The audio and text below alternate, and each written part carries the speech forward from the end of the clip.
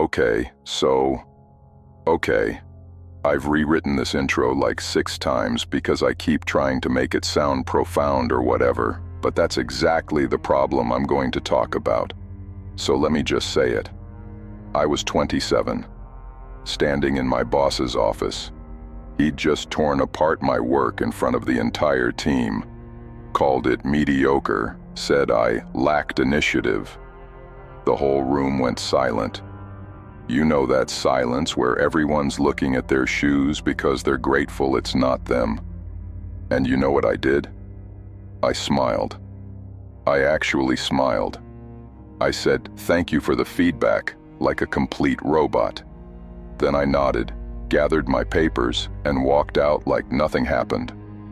I drove home in complete silence. Didn't put music on. Didn't call anyone. Just drove. Got home. Locked myself in the bathroom. And I cried. Not like, I'm talking full body shaking, gasping for air crying. The kind you haven't done since you were a kid. But here's the thing that really messed me up. That night, staring at the ceiling at 3 a.m., I realized something. I wasn't angry at my boss. I was angry at myself. Because I knew why I smiled. I knew why I thanked him. I knew why I've spent my entire adult life making myself smaller so other people would be comfortable. I wasn't a good person. I was just scared. And I'd convinced myself that being scared was the same as being virtuous. Most people think they're good because they've never hurt anyone. They avoid conflict. They're nice. They keep the peace. But there's a difference between choosing peace and just being harmless. A wolf that chooses not to kill, that's restraint. That's actual morality. A sheep that doesn't kill, that's just a sheep. Jung said it best. No tree can grow to heaven unless its roots reach down to hell. And that's what we're doing today. We're going down. We're meeting the part of you that you've been running from your entire life. This is shadow work. And look, I'll be honest, this might not save your life, but it'll definitely change it. So the morning after that bathroom breakdown, I started paying attention to something. Every time I swallowed my anger, where did it go? Guy cuts me off in traffic. I feel this flash of pure rage. Like I genuinely imagine following him home and, I don't know, keying his car or some petty thing. But then I take a breath. Let it go, I tell myself. Be the bigger person. Coworker takes credit for my idea in a meeting. My stomach twists. I want to call him out right there. Make him look stupid in front of everyone. But I don't. I smile. I tell myself I'm taking the high road. My girlfriend at the time, she'd make these little dismissive comments. Nothing huge, just enough to make me feel small. And every time I'd feel something crack inside me. I'd want to stand up, raise my voice, demand some basic respect. But I never did. I'd nod, change the subject, keep the peace.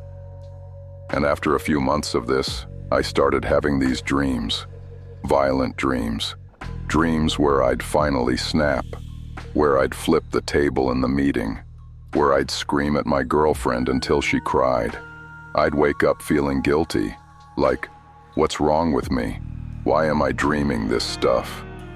But here's what I didn't understand then. That anger didn't disappear. It went somewhere. It went into what Jung called the shadow. Think of it like this. You know how you have a basement, and you keep throwing stuff down there that you don't want to deal with. Old furniture, broken appliances, boxes of stuff you can't even remember owning. Eventually, the basement gets so full that things start pushing back up through the floorboards. That's your shadow. It's every part of you that you decided was unacceptable. The anger, the jealousy, the desire to dominate, the fantasies you're embarrassed about, the part that wants to be worshipped. The part that wants revenge. You didn't kill those parts. You just locked them in the basement. And now they're running your life from down there. That random outburst where you screamed at your partner over dirty dishes, that wasn't about dishes. That was 10 years of swallowed anger finally exploding. That self-sabotage where you torpedoed a job opportunity because you forgot to reply to the email. That wasn't forgetfulness. That was your shadow protecting you from success, because success means vulnerability. I know this sounds dramatic. I thought it was nonsense too when I first heard about it. But then I started actually watching myself. And once you see it, you can't unsee it. Okay, quick science detour.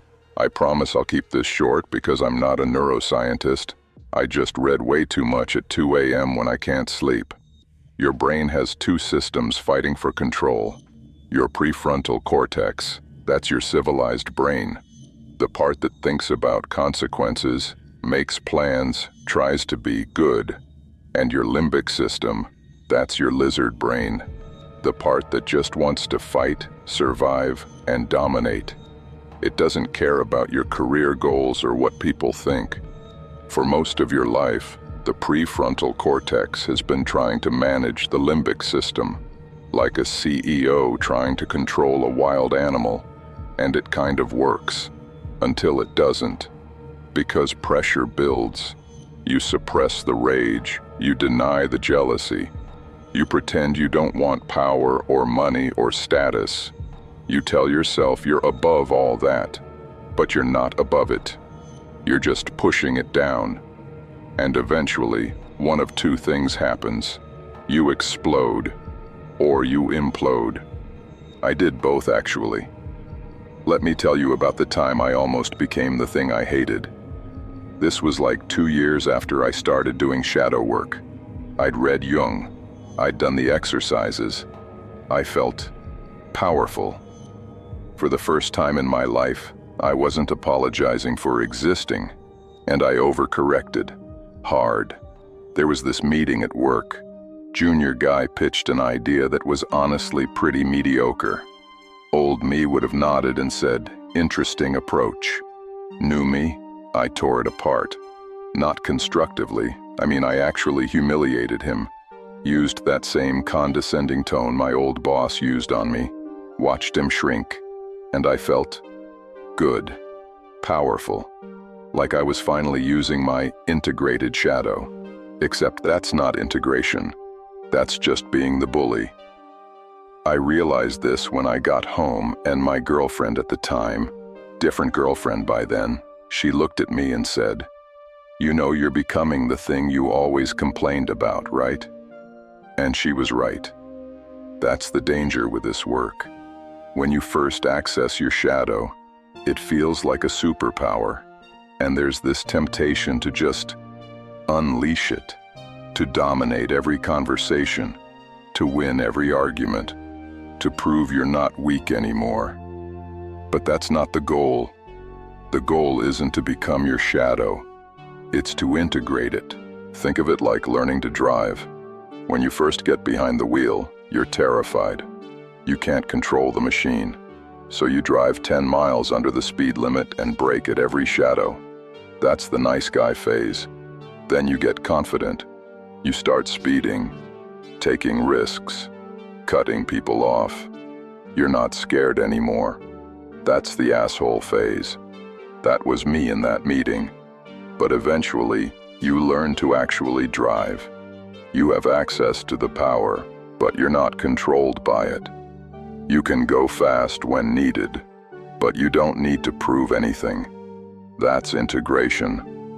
Jung studied this during World War II. He realized something terrifying. The horrors of war weren't committed by monsters. They were committed by normal people who had no relationship with their inner darkness. They thought they were good. They'd spent their whole lives being compliant, obedient, civilized.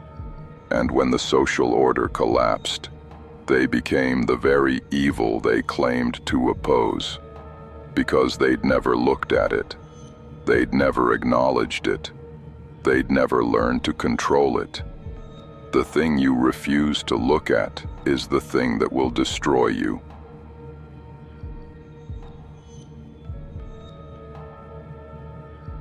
Okay, so how do you actually do this? I'm going to walk you through what worked for me. Not a perfect system, I still mess it up regularly, but it's better than what I was doing before. Step 1. Notice without judgment. Start paying attention to your reactions. All of them. Especially the ones you immediately dismiss as wrong or bad. Someone says something and you feel a flash of rage. Don't push it down. Don't rationalize it. Just notice it. Huh, I'm really angry right now. That's it. No judgment, no fixing, just acknowledgement. I started doing this with my road rage. Guy cuts me off, I feel the anger spike, and instead of immediately suppressing it, I'd just say out loud, "Wow, I genuinely want to follow this person home and confront them." Sounds psycho, right? But here's what happened. Once I acknowledged it, the intensity dropped. Not immediately, but faster than when I tried to suppress it. Because the shadow doesn't actually want to act out.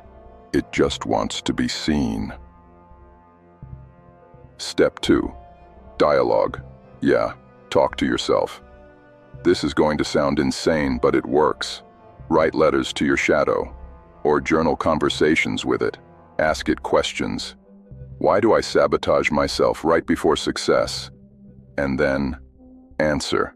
Not with your rational mind, with your gut, with whatever comes up, no matter how dark or embarrassing. I did this for 3 months. Every morning I'd write 1 page, and my shadow told me some uncomfortable truths. You sabotage yourself because if you succeed, people will expect more from you, and you don't believe you can sustain it. So you fail first, before they can see you fail. That wasn't my therapist talking. That was me, talking to me. The part I'd been avoiding. My self-sabotage wasn't trying to hurt me. It was trying to protect me from a deeper fear. Once I understood that, I could address the real problem. I didn't believe I was good enough. Your shadow operates on similar logic. It's not evil. It's just trying to keep you safe using the only tools it has. Step 3. Feed it, carefully. You can't just lock the shadow away. You have to give it something to do. Think of it like having a high-energy dog. You don't keep it in a cage 24/7. It'll tear your house apart. You take it to the park, let it run, channel that energy. For me, this meant physical. Started training BJJ 3 times a week. All that suppressed aggression, I get to use it on the mats, controlled violence. And when I tap out, the anger's gone. Not suppressed, transmuted, competitive. Started playing poker semi-seriously. Gives my strategic, competitive side an outlet. I can be ruthless at the table without being ruthless in my relationships. Creative. Started writing. Gave my shadow a character in a story I'm working on. Let him do all the things I never would. It's cathartic as hell. Your outlets will be different, but you need them. Because if you don't feed the shadow deliberately, it will feed itself. Usually at the worst possible moment. Transformation, but grounded and real. So what actually happens when you do this work? What changes? I can only tell you what changed for me. Your experience might be different, but here's what I noticed. Your walk changes. I know this sounds subtle, but people notice. You move differently. There's no hesitation, no apology in your posture. Not because you're trying to look confident, but because you've stopped asking permission to exist. You speak less, but people listen more. I used to over-explain everything, add qualifiers. people listen more. Because my words carry weight now. They're not backed by aggression or arrogance. They're backed by something else. Truth, maybe, or just self-certainty. Your boundaries become automatic. Someone crosses a line, I address it immediately, not aggressively, just directly. Hey, that comment was out of line. I'm not available for that. We're not doing this. And here's what shocked me. People stop testing you because they can sense you're no longer someone they can push around. Conflict becomes less scary. I stopped taking things personally. Some guy gets aggressive at a bar. Before, I'd either run or freeze. Now, I just assess. Can I handle this if it escalates? Yeah. Do I want to? No. So I de-escalate. But I'm not running from fear anymore. I'm choosing strategically. There's a huge difference. But here's what nobody tells you. You'll lose people. Some relationships only existed because you were small, because you were agreeable, because you never challenged anyone. When you integrate your shadow and start setting boundaries, some people won't like it. They'll say you've changed, that you're not the same person anymore. They're right. You're not. I lost friends over this. A long-term relationship ended. It hurt. But you know what hurt more? Being a ghost in my own life. Watching myself make decisions I didn't agree with. Dating someone I didn't respect. Working a job that drained my soul. All while maintaining that pleasant smile. Look, I need to be real with you about something. This path has costs, real costs. Once you open this door, you can't close it. Once you see your shadow, you can't unsee it. Once you acknowledge your capacity for darkness, you can't go back to comfortable ignorance. And sometimes, I miss being ignorant. There are moments when I'm watching someone be blissfully unaware of their own patterns, and I think, man, that looks peaceful. But it's not peace. It's numbness. And I can't go back to that. You'll face yourself shadow work. Will show you things about yourself that you really, really wish you didn't know. You'll realize how much time you've wasted being afraid. All the opportunities you let slip by. All the ways you betrayed yourself. This is necessary, but it's not fun. There will be nights where you're lying in bed at 3 a.m. having a full existential crisis. Trust me on this. You'll be tempted. When you first integrate your shadow, you'll feel powerful, maybe for the first time in your life. And there will be a temptation to overcorrect, to become the bully, to dominate instead of lead. I did this. I told you about that meeting. But I did it in relationships too. Started arguments just to prove I wasn't weak anymore. Pushed boundaries just because I could. Don't do that. The goal is integration, not possession. You'll be alone. In a way. Most people will never do this work. They'll stay comfortable in their self-deception, and you'll be standing on the other side watching them, unable to go back. It's isolating, not physically. You'll have people around, but existentially, yeah. You'll feel alone in a way that's hard to explain. Is it worth it? I think so. But I'm not going to lie to you and say it's easy. All right, here's what happens next. You can close this video. Go back to scrolling. Tell yourself, yeah, I should do that someday. And maybe you will. Probably you won't. That's fine. I'm not your dad. Or, you can actually do something tonight. Not join anything. Not subscribe to anything. Just start. Here's your homework. Tonight, before you go to bed, write 1 page in a journal. Answer this question. What part of myself am I most afraid to look at, and why? That's it. 1 page. Messy handwriting is fine. Bad grammar is fine. No one's grading this. Just be honest with yourself for once. And if you want to go deeper, if you want the frameworks and exercises I've been using for the past 3 years, I've put together a free resource. Link in the description. No opt-in, no email list, just a Google Doc with everything I've learned. Take it or don't. Either way, start the journal tonight. Because here's the truth. You can watch 100 videos about shadow work. You can read every Jung book ever written. You can analyze and philosophize until you're blue in the face. But none of it matters if you don't actually look in the mirror. The man you were yesterday, the one who smiled when he wanted to scream, who apologized for existing, who made himself small so others would be comfortable, he's already dead. You just haven't buried him yet. So stop running. Turn around.